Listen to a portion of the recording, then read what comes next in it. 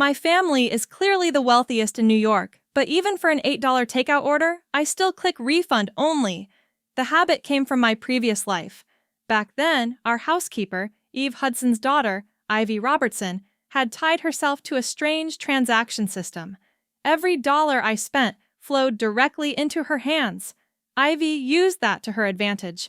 She guilt-tripped me into donating to struggling students at school, painting it as charity work I couldn't refuse. Believing I was doing something noble, I handed over a check for $2 million without blinking, but the system twisted it. My check showed zero, while Ivy received the full deposit. From then on, everyone branded me a fraud. Even the man I was keeping abandoned me in disgust. Ivy, on the other hand, paraded around making donations with the fortune she'd siphoned away, and the world applauded her as a generous, golden-hearted angel. Worse, she smeared my name by spreading rumors that I wasn't even a Robertson, but the daughter of our housekeeper. Enraged, I swiped my black card on a reckless shopping spree to prove I still had money, only to watch the balance vanish instantly. Then, Ivy mocked me publicly, transferring $8 million in front of everyone and sneering, "You're penniless, but still pretending to be rich. Do you think your mother's wages as our housekeeper can really fund this act?" The backlash online was brutal. I collapsed under the insults and pressure, my health crumbling until I died before my father, Archie Robertson, even had a chance to rescue me. When my eyes opened again, I was back in that classroom on the very day Ivy had cornered me into donating to the underprivileged students. "Amelia, stop pretending," one girl jeered. "You're just a servant's daughter, and yet you act like some wealthy lady making donations." Another added sharply, "If Ivy hadn't stepped in and paid the $2 million today, you'd already be in jail for fraud. You'd better apologize to her before we drag you to the police station ourselves." Their voices closed in around me, harsh and accusing. Shoves from every side jolted me back into reality. I looked at the angry faces surrounding me and finally understood I had truly been reborn. Just as before, the check I'd written out for $2 million had turned into a worthless slip of paper. And just as before, Ivy swooped in with the exact same amount, presenting herself as a saint while calling me an imposter. Feigning kindness, she stepped forward with a dramatic sigh. "Amelia, I overlooked it when you stole my designer dresses and limited edition handbags, but now you dare commit donation fraud. You should admit your mistake and apologize. Otherwise, I won't be able to defend you anymore." I could see the calculation in her eyes. She wanted me to lash out. In my first life, I had fallen for it. Furious, I had pulled out my black card, promising the students they could spend freely, and I would cover it all. But the moment they swiped it, the machine beeped coldly. "Insufficient funds. Please try again." Ivy had then stepped up, transferring over $10 million in a show of wealth, instantly transforming herself into the kind-hearted rich girl, while I became the fraud everyone despised. As if on cue, my boyfriend James Simpson stormed in this time as well. Dressed head to toe in luxury brands, a $1 million watch glinting on his wrist, he jabbed a finger at me. "Amelia, I thought you were actually rich. Turns out you're just a phony clinging to me. If you hadn't thrown yourself at me this Christmas, I'd never have tolerated you. We're done." The truth was, James had been the one begging to stay by my side, dazzled by the life I led. If he hadn't been handsome, I wouldn't have bothered with him. Now, though, he kicked me in the chest like I was dirt under his shoes, while the crowd cheered his escape. Escape. I had been giving him $1 million a month in spending money, yet somehow that counted as his suffering. Before I could speak, Ivy's eyes filled with tears. She slapped me hard across the face, crying, "Amelia, you still won't admit it. You're nothing more than my family's housekeeper's daughter. I was willing to forgive you for the sake of the past." "But why won't you say sorry?" My cheeks stung, but I forced myself upright, teeth clenched. "You want an admission?" I said coldly. Fine, I'll admit it. I am the housekeeper's daughter, and I pretended to be Ivy Robertson. I was wrong. So, Miss Robertson, please don't hold a grudge against someone as lowly as me. The room went silent. No one had expected me to admit defeat so quickly. Before Ivy could come up with more accusations, I turned on my heel and walked away, refusing to give her another chance to smear me. Once I was alone, I pulled out my phone and opened several shopping and food delivery apps, launching into a wild spending spree. To Ivy, my calmness looked suspicious, as if I were scheming. But when she noticed her balance steadily climbing, she practically glowed with satisfaction. She sent me a message. Amelia, everyone says you need to apologize properly. Buy another 100 cups of coffee and send them over. I curled my lips into a cold smile and typed back. Fine. I placed the order for 100 coffees, but the moment they arrived, I immediately applied for a refund only, citing food safety concerns. Not just that order, every single thing I'd bought that day, I requested refunds for. In no time, the hundreds of thousands of dollars I had spent flowed back into my account. But when I refreshed the app, I noticed something strange. All those refunds were listed under Ivy's name. That was when I realized the truth of the system.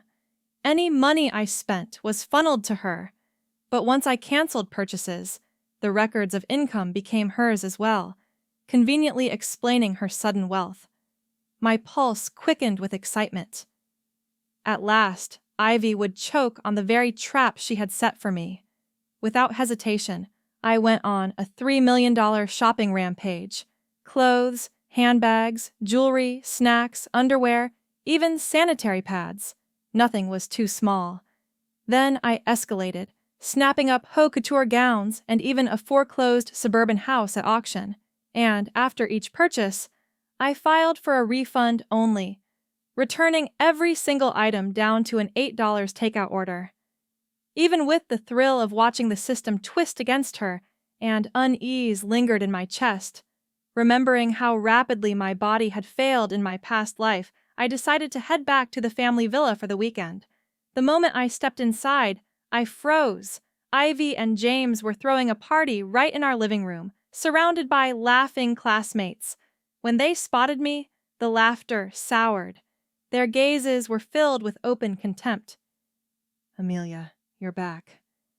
Ivy greeted smoothly, dressed in a designer gown, a glass of 1992 Chateau Lafite in her hand. She glided toward me like she owned the place. Today's James's birthday, she explained sweetly. He really wanted to celebrate here, so I brought everyone over. We've already finished the wine in the cellar. Hurry and order a few hundred more bottles. For a moment, I just stared at her. Good clothes truly changed a person. With the millions she had leached from me, Ivy had remade herself into a flawless socialite.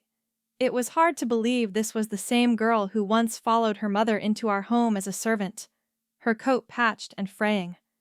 I couldn't help but wonder what trick she had used to shackle me to this cursed transaction system. But when I didn't answer right away, her mask slipped and her voice sharpened. What are you standing there for? Hurry up! This party is for James. And if you ruin it, can you bear the consequences? And don't forget, he loves 92 Lafite. Buy the most expensive 18-layer cake you can find. Then book a private banquet hall at a 5-star restaurant for us. Her arrogance made me laugh outright. She was living in luxury off money she had stolen from me, yet still expected me to act like her unpaid servant. What kind of fool did she think I was? I froze where I stood, staring at the mountains of empty wine bottles scattered across the floor. Inwardly, I offered a silent prayer for their souls. If my father ever found out that his prized wine collection built up over countless Christmases had been drained dry by these people, I couldn't imagine the punishment they'd face. James staggered over, drunk and smug, flanked by several classmates who looked just as displeased to see me. One of them sneered. Amelia, are you deaf? You're nothing but the maid's daughter, and Ivy is your mistress. When she tells you to do something, you do it. Now get moving and bring us more alcohol. If you ruin Mr. Simpson's birthday, Ivy only has to say one word, and your mom won't even have a job scrubbing floors anymore. She'll be begging for scraps on the street." I noticed immediately that the $1,000,000 watch I'd once given James was gone. In its place gleamed a heavy gold one, a limited edition Rolls. Royce key fob dangled from his belt. No wonder they were calling him Mr. Simpson now. Clearly, Ivy had poured at least $8 million into him to build this facade of wealth. A bitter laugh escaped me. So, this was why Ivy was so desperate to keep me under control.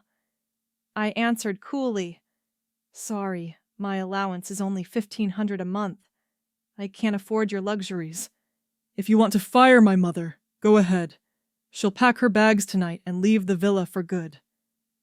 I turned to walk away, but pain ripped through my scalp as someone yanked my hair back. James's face loomed close, twisted with malice. "How dare a servant's daughter talk back to her betters?" he snarled. His eyes gleamed like poison blades. "Back then, if you hadn't stolen Ivy's identity, we wouldn't have been kept apart. Today, I'll make sure you pay for it." At his command, more than a dozen of his lackey rushed me, pinning down my arms. "Let me go! Are you all insane?" I cried, thrashing against their grip. James only smirked. Then his hand struck across my face once, twice, until the taste of blood filled my mouth. "Someone has to discipline the servant," he jeered. The blows rained down, leaving me dazed. Through the haze, I saw Ivy sipping wine leisurely, watching as if this were stage play meant for her amusement. "Amelia," she drawled, "you've been spoiled too long. I'll let James straighten you out today. After this, you'll know who truly owns this villa." Half conscious, I shouted for the butler, but no one came. That was when I realized all the staff had been dismissed. My home had been stripped clean while I was away at boarding school. After nearly half an hour of beatings, James finally slowed. His greedy gaze then fell on the diamond necklace around my neck. "What's this? How does a maid's daughter own something like that?" "You must have stolen it too," he accused, reaching eagerly for it. I jerked back, but he yanked at the chain until it cut into my skin. "Let go!" I shouted hoarsely. "That necklace is all I have left for my mother." James sneered and kicked me hard. "Your mother's salary could never buy this. You probably snuck it from Ivy when she wasn't looking." He stormed into the kitchen and came back with a fruit knife, intent on sawing it right off my neck. I clutched the necklace desperately. It was the last piece of my mother I had. I couldn't and wouldn't let it go. But just as the blade glinted near me, a sharp voice rang out from the doorway. "What are you doing? Stop at once!" I turned my head, blood trickling from my lip. Eve, biological mother and our longtime housekeeper, had returned, but she was no longer dressed like a servant. Gold and silver jewelry glittered from her ears and wrists, making her look like a wealthy lady hosting a gala. "Mom!" Ivy cried sweetly, rushing over to her. James and the others scrambled to their feet, bowing respectfully. "Hello, Mrs. Robertson." A cold laugh bubbled from my throat. I spat blood onto the floor and asked mockingly, "Mrs. Robertson, since when did my house gain a new lady of the house?" My father had only been abroad for half a year, and already Eve and Ivy were parading around as if they owned everything. For the briefest moment, guilt flickered in Eve's eyes when she saw my condition, but her expression hardened quickly. "How dare a housekeeper's daughter act arrogant before me?" she snapped. Then her gaze softened toward Ivy. "Ivy, how many times have I told you not to lower yourself to her level? She's beneath you. Just throw her out already. Don't let her dirty our home." "Gladly," Ivy said with a bright smile. She gestured for the lackey to drag me away. But before they could, she snatched the necklace James had pulled off me and presented it proudly to Eve. "Mom, look what I recovered. Imagine if Amelia had actually managed to keep this diamond necklace." To everyone's shock, Eve's face went ashen the moment she saw it. She rushed over, shoved the necklace back into my hands, and hastily clasped it around my neck. "What are you doing?" she snapped at the others. Her voice shook as she added, "This necklace is worthless plastic bought by the housekeeper just to make Amelia look less pathetic. From now on, no one touches it. Do you understand?" Her trembling tone only fueled my suspicion. Could the strange system binding me to Ivy somehow be linked to this necklace? But Ivy seemed completely unaware. The crowd, however, was quick to sneer. "So, it's plastic," one girl said in disgust. "I thought it was real," a boy muttered. "What a fraud. She really is just a maid's daughter. How humiliating." Their scornful words pelted me as they shoved me out of my own villa. Bruised and staggering, I ripped the necklace off and sent a message to Archie, begging him to return home immediately. Then, without hesitation, I went to a jewelry store and spent $3 million on an identical diamond necklace. The moment I replaced the old one with a real gem, a wave of energy surged through me.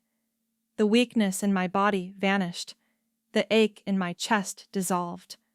Not wanting to alert Eve and Ivy, I masked my actions by posting daily photos of myself with a necklace on Instagram. They mocked me relentlessly online, calling it fake, but I kept posting day after day. James eventually couldn't resist. He commented under one photo, "I can't stop laughing! Do you really have the nerve to show off a fake necklace every single day? Let me show you what real luxury looks like." Soon after, he uploaded a 5-minute video. Dressed in a custom-tailored suit, he knelt before Ivy with a massive diamond ring in hand. "Ivy, will you marry me?" he declared. She nodded shyly, surrounded by falling petals. Petals made not of flowers, but $100 bills. The display was obscene in its extravagance. Comments flooded in. "A handsome rich man proposing to the daughter of the richest family. A perfect couple. That ring is worth nearly $6 million. And look at the cash they're scattering. No wonder James chose Ivy. Amelia's nothing but a clown flaunting a fake necklace." I scrolled through them calmly, unaffected. After all, I knew something they didn't. Refund frauds on purchases over $3,000 already counted as a crime, and Ivy's refund record nearly $30 million. I couldn't wait to see her face when the walls finally closed in. Ivy and James remained blissfully unaware of everything happening in the background. They flaunted their happiness online without restraint, posting endless photos and vlogs from their lavish honeymoon. Ivy gushed in her captions. "Thank you, James, for finding your way to me through the crowd. These days I feel nothing but blessed. I can walk the beaches of Bali with a man I love, chase the northern lights in the Arctic, or rent an entire cruise ship just to sunbathe in peace. I can stock my closet with rare Hermes collections and gift my fiancé a 3,000-feet villa as our engagement present." James responded with his own declaration. "When I met you, I finally understood what love really means. Ivy, I'll cherish you for the rest of my life." Their classmates, who were stuck in lecture halls, could only stare in shock and envy. One signed, "When will it be my turn to have a rich woman fall head over heels for me? Watching this is torture." Another girl fanned herself dramatically. "That proposal was already extravagant, but their honeymoon is next level. I swear I need this kind of life in my next reincarnation." A third whispered, "Sure, James is doing well, but compared to Ivy Robertson, he's still a step behind.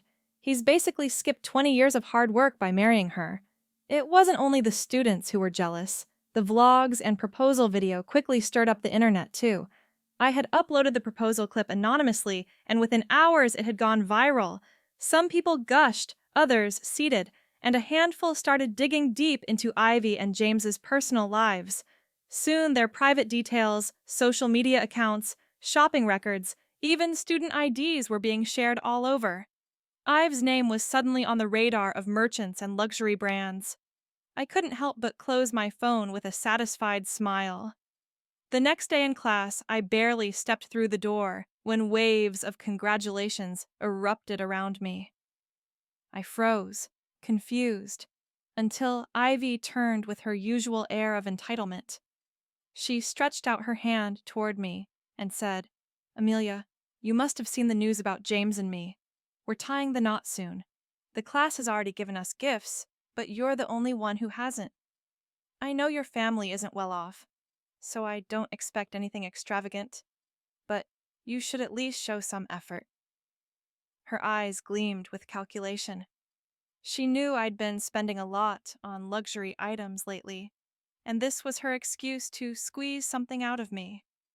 The grand proposal James staged couldn't have been funded by him alone. No doubt Ivy had spent heavily behind the scenes, and now she was eager to recover some of those expenses. But that so-called trading system she relied on had already been destroyed. I wasn't going to let her use me again. From my bag, I pulled out the half-eaten hamburger I'd bought that morning and dropped it into her hand. "Congratulations," I said flatly. "This is all I can give." I sat down at my desk, ignoring the whispers. Ivy's smile cracked. Grinding her teeth, she snapped, "Amelia, how can you be so shameless? Everyone knows you're just the housekeeper's daughter. I'm offering you a chance to make peace. If you give me something worthwhile, I won't expose the fact that you once impersonated me. Do that, and our classmates won't treat you badly." She snatched my backpack, rummaging through it without permission. "Didn't you just buy a new phone? I heard the latest model is out. Just hand me that one." The others jumped in to scold me. One girl said, "My family isn't rich either, but when Ivy treated us all to a 5-star dinner, I saved for a month just to buy her a $3,000 gift. And you? You have new things, but all you give her is a hamburger. That's ridiculous," a boy added. "Exactly. Your mom worked as a maid in Ivy's house for years. The least you could do is show some gratitude," another chimed in. "She's even giving you a chance to fix your reputation, but you're too stubborn to accept. You really are hopeless." Looking at their faces, all desperate to please Ivy, I couldn't hold back a laugh. "If you want to flatter her, then own it," I said coldly. "Don't try to drag me into it by playing the morality card." But just as the words left my mouth, hurried footsteps thundered toward us. A furious voice rang out. "Amelia, you bitch! What did you do this time?" Eve came storming at me with fury in her eyes. Her anger made sense.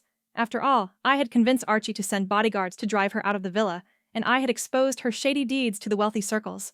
Now, her reputation was ruined, and no one dared to hire her again. Even so, she didn't have the courage to confront me directly. Archie had instructed her before leaving for abroad to take good care of me. So, she clung to that excuse, parading around as though she were my guardian. She made me cook, scrub dishes, mop floors, and learn every chore imaginable. I had tolerated her long enough. Eventually, to keep my sanity, I moved into the school dorms instead of staying in the villa. Perhaps my past compliance gave her the illusion that I was still weak. She rushed forward, arm raised, aiming to slap me. I shoved her back sharply. "So early in the morning and already in a rage, Mrs. Robertson," I said insolently. "Tell me, what did a maid's daughter like me do to offend you?" She staggered back, falling to the ground with a cry, clutching her waist as if she had been gravely injured. Ivy immediately ran to her side, glaring daggers at me. "Amelia, are you begging for death? How dare you lay a hand on my mother?" James arrived not long after, fists clenched. "This girl really needs a beating." The three of them, along with a handful of classmates, charged at me. Shoves turned to punches. Kicks rained down. Chaos erupted. But they forgot. This wasn't my family's villa anymore. We were on school grounds. Within minutes, campus security burst in, dragging us apart. Face swollen, I let tears fall from my eyes and played the part of the victim. My voice trembled as I pointed at Ivy and her lackeys. Just because my family is poor and I can't afford expensive gifts for Miss Robertson, they humiliated me in public, searched my bag, demanded money, and beat me. Is that how students should act? They're not classmates, they're thugs. Tell me, just because I'm a maid's daughter, do I deserve to be treated like this? The guards stiffened, their expressions softening. Coming from modest families themselves, they clearly sympathized. They turned on Ives' group and warned them in stern voices. Touch her again, and we'll call the police. But Ivy and James only sneered. Go ahead, call them, Ivy said arrogantly. She held out her wrist. One pair of my shoes costs more than your yearly salary. This watch alone could buy an apartment downtown. You think I'm scared of the police? Please, the spare change in my wallet could buy both your lives. She smirked, adding mockingly, Oh no, I'm so terrified. Their shameless arrogance almost made me laugh, ignoring Eve's pale, nervous face beside them. I calmly took out my phone and dialed the police myself. They're the ones daring me to call, I said coolly, then ended the call and sat down waiting. Around us, classmates broke into mocking laughter. They pointed at me like I was a fool who didn't know her place. One boy jeered, Amelia, are you stupid? Don't you know Ivy's father is the richest man in the city? Even if the police come, all Ivy needs is one phone call and she can crush you like an ant. Another girl chimed in. Exactly, Ivy. Don't let this ruin your engagement mood. Call your dad right now and have him deal with this bitch properly. Ivy, basking in their praise, smiled smugly and lifted her phone. She quickly dialed a number. When the line connected, a familiar voice spoke on the other end. Hello? Who's calling? Archie's distant tone filled the air. Eve's face drained of color. She lunged, trying to cover Ivy's mouth, but Ivy brushed her off and chirped sweetly into the phone. Daddy, it's Ivy. Why haven't you come home yet? I'm being bullied by that illegitimate daughter, Amelia. Aren't you going to do something about it? My blood ran cold. Illegitimate daughter. Was that me?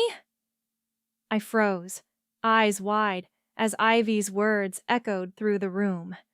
Gasps rippled around us, and several students looked as if the ground had been pulled from beneath them. One girl blurted out, Wait, what? Amelia isn't just the maid's daughter. She's also Ivy's dad's secret child. This is unreal. The crowd buzzed with disbelief, staring between me, Ivy, and Eve. Ivy tilted her chin proudly as though she had orchestrated the whole spectacle. With exaggerated patience, she began to clarify the story. That's right, she declared. Amelia is my father's illegitimate daughter.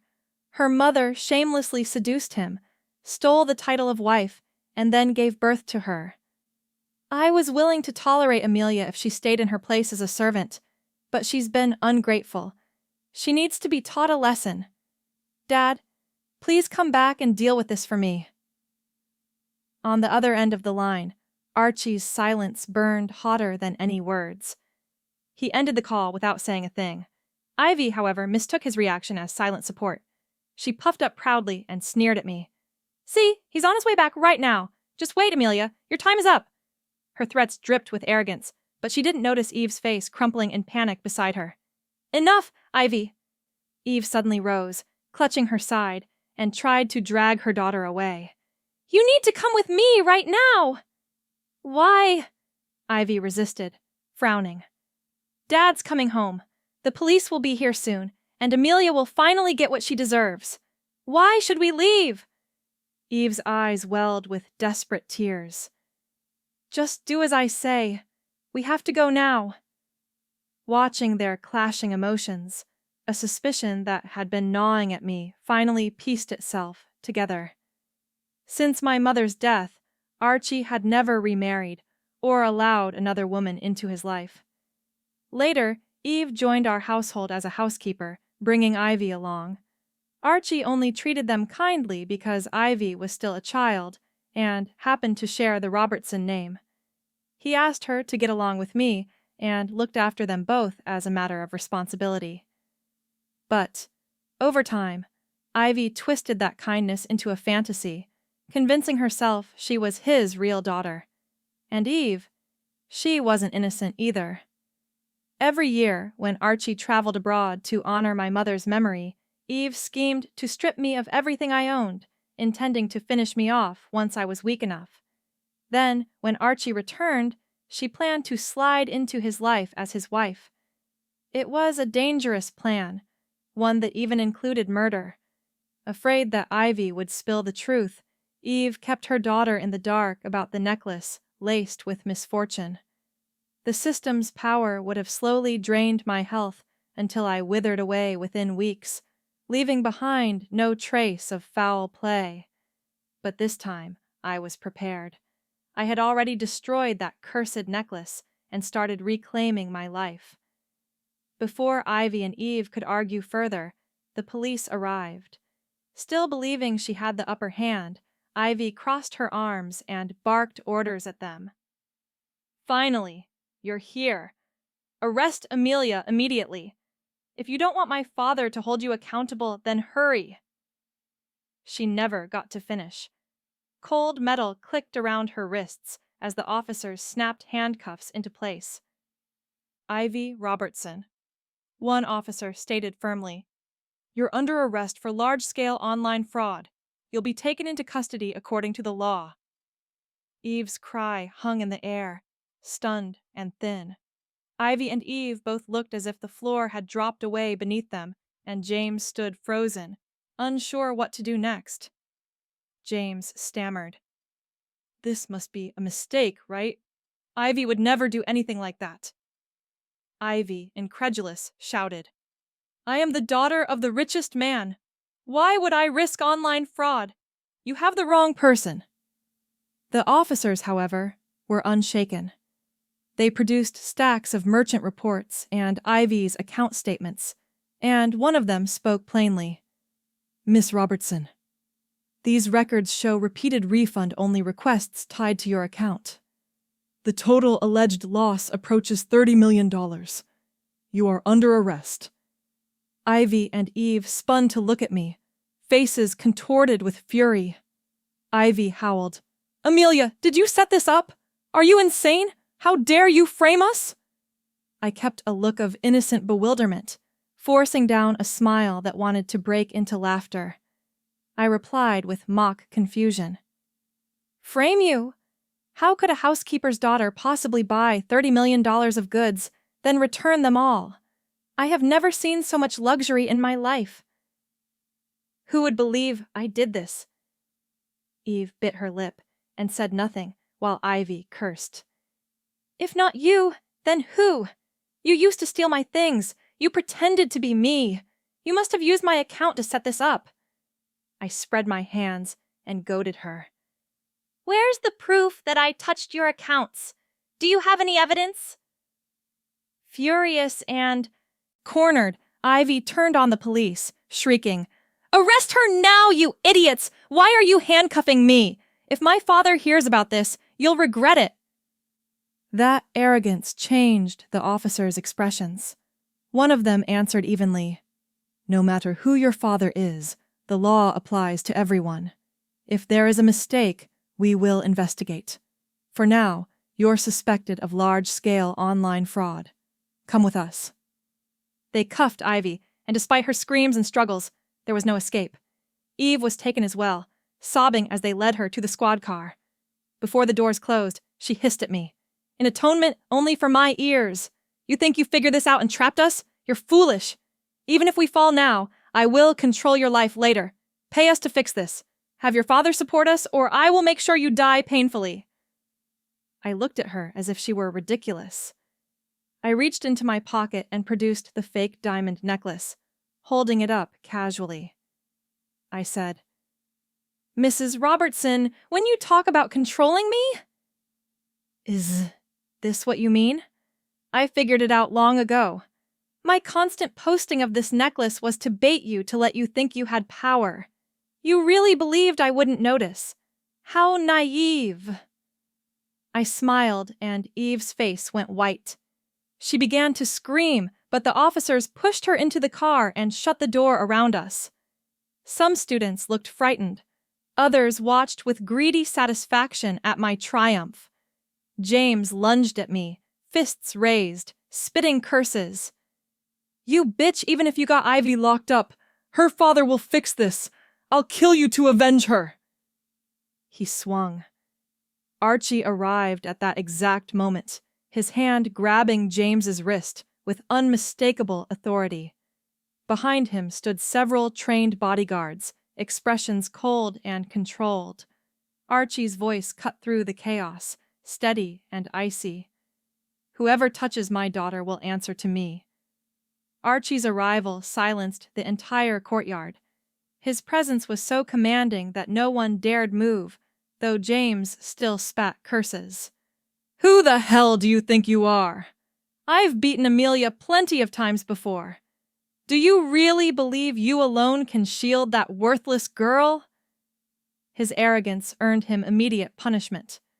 Archie slammed him to the ground with a single blow, leaving James sprawled and groaning, unable to stand.